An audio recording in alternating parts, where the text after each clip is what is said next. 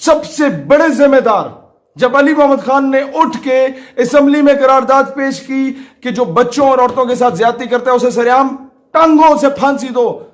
تو اسی کی پارٹی میں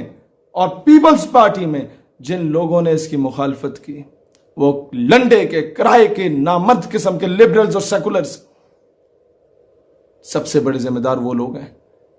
جب ایک بندہ حرام توپی کرتا ہے اور اس کی تصویر میڈیا پہ لگائی جاتی ہے کہ یہ ہے حرام توپ آدمی، تو اس طرح کے جو الو کے پٹھے ہوتے ہیں وہ اسے آئیڈیلائز کرتے ہیں، یہ دیکھو جی میڈیا تے آ رہے ہو، بلے بلے بلے فلانے پنڈ دے فلانے محلے دا منڈا نہیں ہوئے ہوئے ہو اس بچے نال ہنج کیتا یا عورت نال ہنج کیتا، او جی میڈیا تے آ گیا۔ تو میڈیا پہ آنے کے لیے یہ حرام توپیاں کرنا شروع ہو جاتے ہیں لوگ، کیونکہ انہیں پتہ ہے پیسے دے دلا کے ایم این اے کی سفارش، بیوروکریٹ کی سفارش، کسی اور افسر کی سفارش لے کے باہر دفع ہو جائیں گے، پریشر آ جائے گا۔ اور سب سے بڑے ذمہ دار وہ گندی آنٹیاں جو سڑک پہ نکل کے کہتی ہیں انصاف دو، اور جب یہ مطالبہ کیا جاتا ہے کہ جی ان کو سریعام پھانسی دو جو عورت اور بچوں کے ساتھ زیادتی کرتے ہیں، تو کہتی ہیں نہیں یہ تو ہیومن رائٹس کی وائلیشن ہے۔ ان گھگوں کو کون بتائے کہ بھائی جب اسلام کی سزا، جو اسلام نے قانون، جو سزا کا قانون متعارف کرایا ہے، چوری کرنے والے کے ہاتھ کاٹے جائیں نا، تو یہ جو ڈھگے پہلے بیٹھے ہوئے تھے حکومتوں میں، یہ ان کے سوئس بینک میں اکاؤنٹس نہ ہوں۔ زنا کرنے والے کا یہ میرا جسم میری مرضی کے جس کے آگے میں خود لیٹنا چاہتی ہوں بس پھر ٹھیک ہے، ادروائز نہیں۔ زنا کرنے والے کو سنسار کیا جائے نا، پورے ملک سے حرام توپی ختم ہو جائے، زیادتی کرنے والے کو سریعام پھانسی دی جائے نا، تو اس ملک کا بچہ بچیاں، اس ملک کی ماں بہن بیوی بیٹی محفوظ رہیں گے۔ یہ ہے اسلام۔ لیکن اسلام کو فالو کب کیا، امپلیمنٹ کب کیا تم لوگوں نے؟ سب سے بڑا اس ملک کے ساتھ فراڈ یہ ہوا ہے کہ جس بیس پہ اسلام کی بیس پہ اس ملک کو بنایا گیا، اس اسلام کو نکالنے کی کوشش کی جا رہی ہے، اس نظام کو نکالنے کی کوشش کی جا رہی ہے، تبھی جا کے یہ واقعات رونما ہو رہے ہیں اس ملک میں۔ ایک خاتون جو کہ لاہور موٹر وے سے جا رہی تھی، ان کو گاڑی کو روکا گیا یا گاڑی خراب ہوئی، اور جو کیس ابھی سامنے آیا وہ تو یہی ہے کہ لوگ آئے، گاڑی کا شیشہ توڑا اور ان کے بچوں کے سامنے اس عورت کے ساتھ زیادتی کی گئی۔ اس میں 3-4 ایسپیکٹس آتے ہیں، میں نہیں جانتا وہ خاتون کون تھی، کیا کرتی تھی، لیکن یہ کیسز کیوں ہوتے ہیں؟ یہ کیسز اس لیے ہوتے ہیں کہ انگریزی کی ایک ٹرمینالوجی ہے، justice delayed is justice denied. جب وقت پہ انصاف نہیں ملتا تو یہ کچھ ہوتا ہے۔ کیوں؟ آپ بھول گئے ہیں کہ وزیر اعظم نے کہا تھا میں باہر ملک کے دورے سے واپس آ کے ساہی وال میں بچوں کے سامنے اس کے باپ کو شہید کرنے والے پولیس اہلکار یا جو بھی سیکیورٹی اہلکار تھے ان کو کیفر کردار تک پہنچاؤں گا۔ پہنچے نہیں۔ وعدے کیے گئے، لارے لگائے گئے، اس قوم کو دھوکے میں رکھا گیا اور کہا گیا کہ نقیب اللہ محسود کے قاتلوں کو کیفر کردار تک پہنچایا جائے گا، پہنچایا گیا نہیں۔ نتیجے میں کیا ہوا؟ ایک پوری تحریک خیبر پختونخوا میں اٹھ گئی جس کو فورن میڈیا اور اینٹی پاکستان ایلیمنٹس نے مس یوز کرنے کی کوشش کی، ایکسپلائٹ کرنے کی کوشش کی۔ ہم جہاں کشمیر کی بات کرتے وہاں وہ اپنے ٹاؤٹس کو بلوچستان ایشو کی صورت میں یا پھر اس ایشو کی صورت میں لے کے سامنے آ جاتے، ہمارے پاس کاؤنٹر نیریٹو ہی نہ ہو،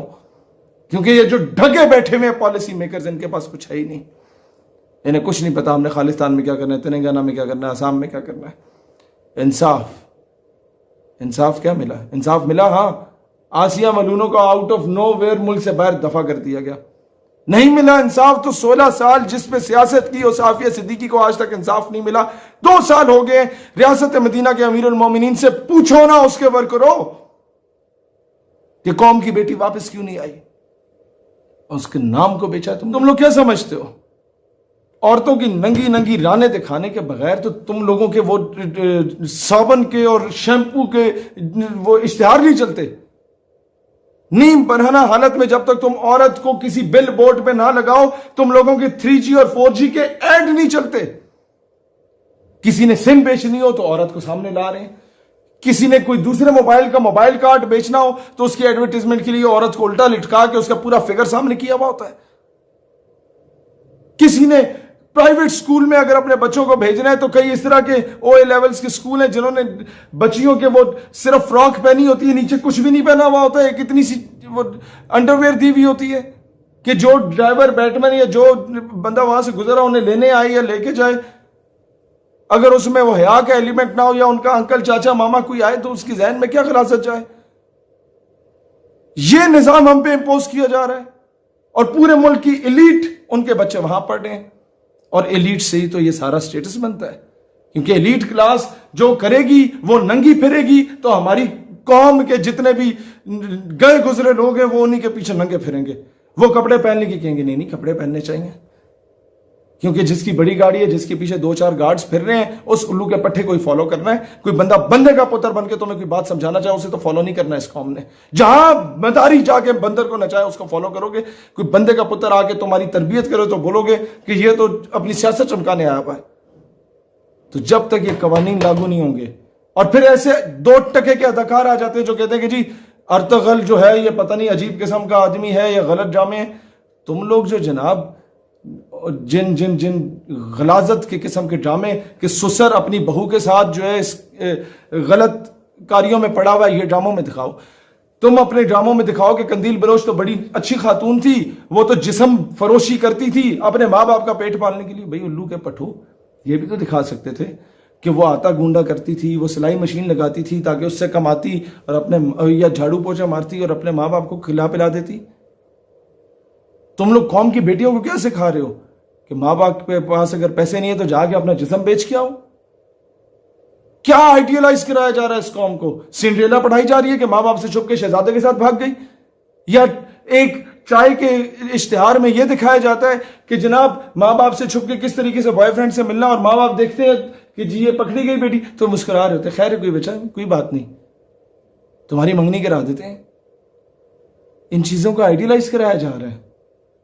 کس طرح ایک شخص اپنی بیگم کی بہن کے ساتھ ناجائز تعلقات استوار کر رہا ہوتا ہے، ڈراموں میں سکھایا جا رہا ہے۔ اور پھر سوشل میڈیا پہ ہم لوگ جب بات کرتے ہیں پاکستان میں اسلامک آئیڈیالوجی کے دفاع کی، ہمارے اکاؤنٹس کو بلیک لسٹ میں ڈال دیا جاتا ہے، اور نیم بھرانا حالت میں آ کے عورتیں جن کے باپ کسی دور میں جا کے وہ طوائفوں کے اڈے پہ جا کے طوائفوں کو نچا کے ان کے اوپر ویلیں ڈالتے تھے نا، ان کی اولادیں جب آ کے وہ عورتیں جو ٹک ٹاک پہ ناچ رہی ہوتی ہیں، ان پہ تو کبھی تم لوگوں نے بلیک لسٹ میں نہیں ڈالا کہ یہ فحاشی مچا رہی ہیں۔ یہ نظام جب تک اس طرح تبدیل نہیں ہوتا، فلا اس نظام کا ہے۔ سریعام پھانسی دو نا، 2-4 کو پھانسیاں دو، اس طرح کے اس ملک سے ساری فحاشی ختم ہوگی۔ اس ملک سے ہر بچہ، ہر معصوم بچی، ہر ماں بہن بیوی بیٹی، ہر عورت محفوظ ہوگی۔ لیکن تم لوگ چاہتے نہیں ہو کہ نظام تبدیل ہو، کیونکہ تمہیں پتہ ہے تم سب لوگوں کے کالے کرتوت ہیں، تم سارے ان ایکٹیویٹیز میں ملوث رہے ہو۔ اس ویڈیو کو اپنے تمام فیس بک، واٹس ایپ گروپس اور پیجز میں شیئر کریں تاکہ پوری قوم کی آواز بنے اور پوری قوم ڈٹ کے مقابلہ کرے۔ پاکستان ہمیشہ زندہ باد۔